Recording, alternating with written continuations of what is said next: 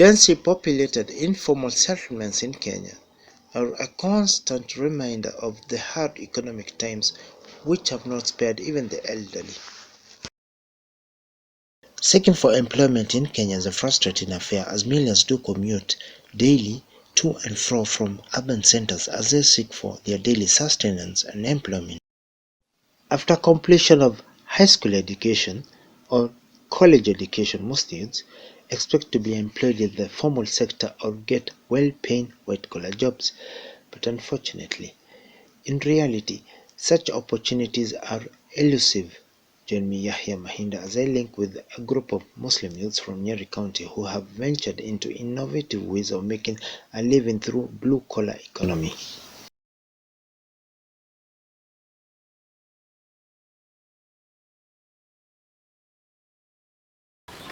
Assalamu alaikum warahmatullahi wabarakatuh. Sisi ni vijana kutoka 019 Youth Group. Mimi kwa majina naitwa Abdul Mwangi Mikdad. Mimi nafanyaga kazi ya kutengeza chako briquette. Hii sisi huanza na kutafuta kisokoto. Tunapandaga na hapa juu tunatafuta kisokoto tunakileta. Tukikileta tunatafuta mchanga. Tafuta mchanga hapa hivi kama mnavyoona tunakiweka pamoja, tunachanganya na mchanga. Tunarudi tunachanganya na maji kiasi.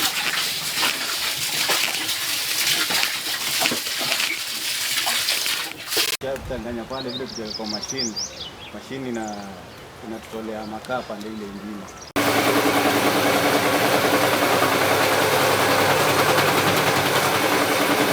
Hii makaa sisi huyachukua tunayapanga kwenye kuyakausha dryer.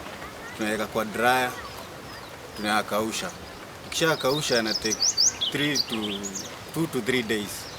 Baada ya kukauka ya package tunaweka kwa magunia tunaweza kuyauza.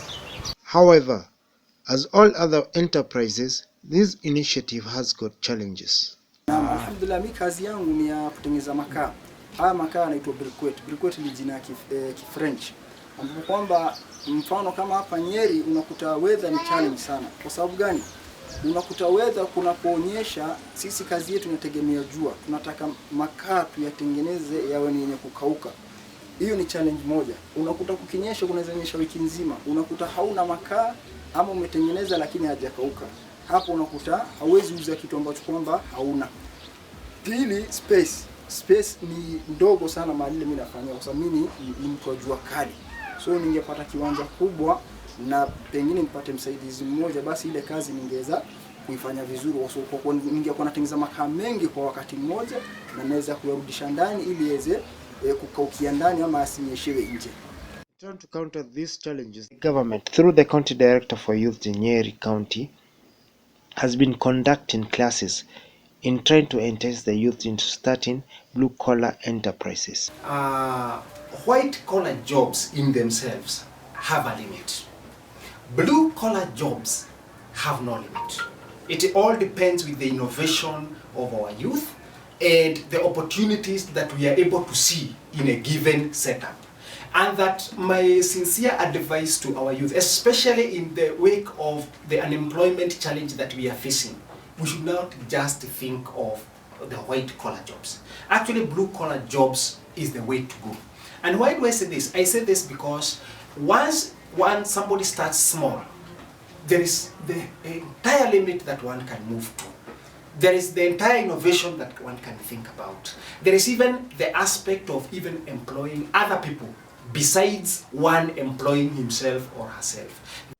This point was also supported by Hassan Yakub, County 019 Youth Group Chairman. Katika hii project especially ya Chako briquettes ambayo ni makaa ambayo tunatengeneza kutokana na ule uchafu, unakuwa ni wenye kuwa na high demand especially kwa sasa. Huu mwezi wa June unakuwa ni wenye kuisha na tunaelekea July ambapo demand itakuwa iko juu sana. Hivi basi vijana wakijihusisha na project kama hii, soko lipo na inakuwa ni yenye kutumika sana katika kupika, katika kuota msimu huu wa baridi, katika pia ufugaji wa kuku na mengineo. With a staggering 800,000 young Kenyans entering the labor market every year, outstripping the available job opportunities in the formal sector, there's need for the country's labor force to revisit their means of earning a halal living. Is that the government is also very particular on empowering the youth in terms of the technical training facilities, that is the TVETs, so that a youth can just have some training and come and initiate activities related to that. For those of our youth who have become innovative enough to actually get involved, like the 019 group, the Nyeri 019 group that is already doing the briquettes and the charcoal. You notice that the use of charcoal, for example, and the environment-friendly charcoal for that case is something that can be used for a very long span. It has a very wide market, and that in itself could employ so many other people. You can imagine the chain of employment in that. The distributors, the makers, those who are going to do any value addition related to that, as compared to one form of a white-collar job employment that one youth can gain. And therefore, I wish to say that let us venture into this limitless informal sector employment, get involved in it in an innovative way, see what value addition that we can make in that, and then let's grow big as we progress day in, day out. And that way we shall employ even so many other youth out there. Ningependa kuwahamasisha vijana wenzetu wawe ni wenye kuingilia katika hizi kazi zetu za kujiajiri, katika hizi kazi zetu za jua kali, kwani zinakuwa ni zenye kutupatia mapato ambayo tunayokuwa ni yenye kutumia kila siku. Na hizi ni kazi ambazo kwa kweli haziwezi kuwa ni zenye kujaa wala haziwezi kuwa ni zenye kukosekana. Kwa vile sisi tunatumia hizi takataka ambazo zinapatikana kila siku, tunakuwa ni wenye kusaidia jamii na community kwa kusafisha, na pia vile vile hiyo uchafu unakuwa ni wenye kutupatia pesa kutokana na yale mali tunakuwa ni wenye kuzalisha. Vile vile ningependa kumrudishia shukrani kijana mwenzetu Said Abdalla ambaye ni welder wetu, amekuwa mwenye kutusaidia katika kufabricate hizi mashini zetu.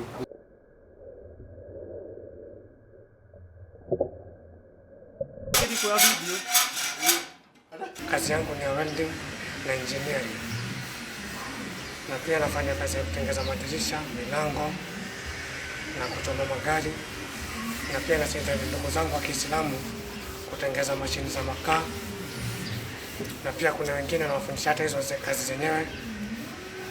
Wasiseme hakuna kazi, kazi ziko, ni sisi wenyewe tutaki kufanya kazi. Muhimu ni mtu awe na bidii. Ukiwa na bidii zinalipa. Huwezi kosa riziki na huwezi kosa kuendelea. Data from the 2019 census indicates that Kenya has got about 14 million youths, out of which more than 5 million youths are actually jobless. Of course, we are all aware that the rate of unemployment is quite high in the Republic, given that it would refer from 2019 census. About 14 million youth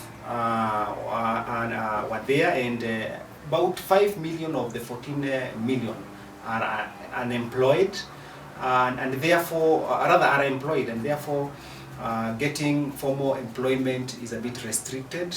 But beyond the formal employment, there is a varied other income generating activities that the youth can get engaged into, meaning that there is need even for informal sector employment, which, like in Nyeri County, we are already engaging our youth in.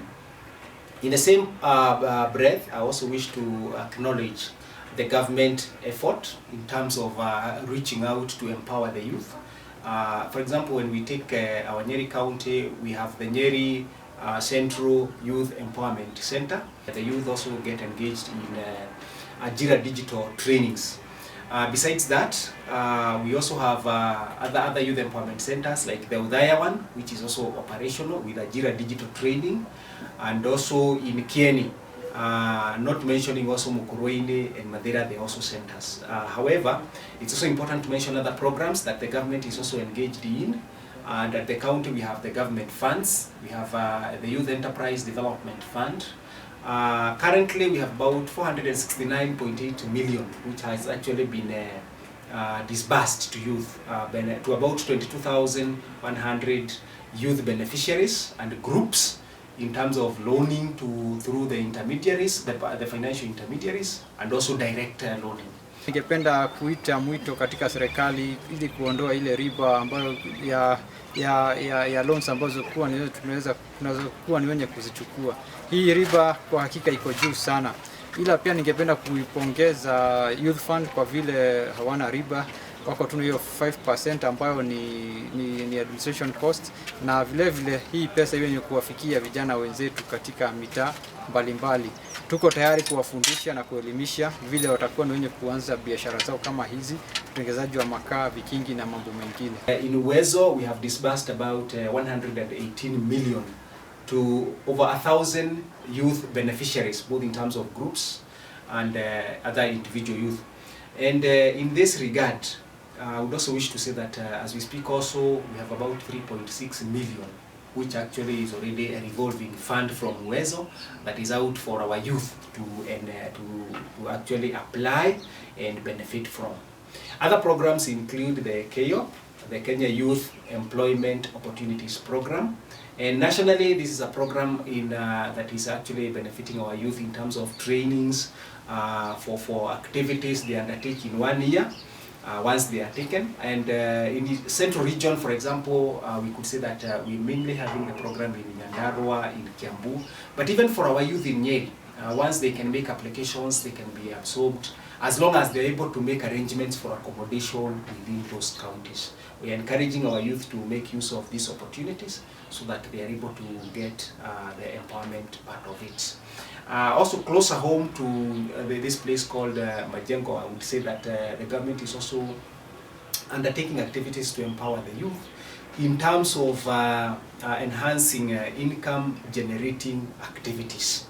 These include empowering the youth to make building blocks and briquettes, and especially to do with the blocks, we can see that our youth are also engaging in the President's Big Four agenda, especially on housing, where this youth actually make the blocks for housing, and like they will also explain themselves the kind of activities they are taking, building houses, and also getting contracts outside there to actually earn a living. As a parting shot, these enterprising youths from Nyeri have this advice for their fellow youths around the country. Alhamdulillah, kwa vijana wenzangu ningeweza kuambia kwanza tusidharau kazi.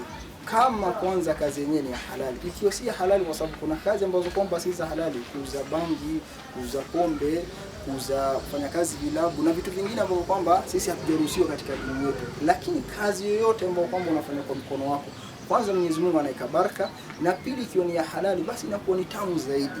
So tusife moyo, kazi ambayo kwamba ni ya halali na unapata chako cha halali, jioni ukienda kulala utakuwa umemridhisha Mwenyezi Mungu, na ukishamridhisha Mwenyezi Mungu basi pia nafsi yako itakuwa yenye kuridhika, kwa sababu sisi tunafaa yani wa ila rabbika farghab, yani tumtoroke Mwenyezi Mungu, tumwelekee Mwenyezi Mungu, yani malengo yetu ni Mwenyezi Mungu. Basi akituridhia na sisi tunakuwa ni wenye kufaulu katika hii maisha na maisha ya akhera pia.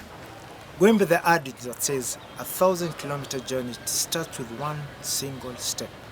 These youths have already taken that initial step by going to the blue-collar economy.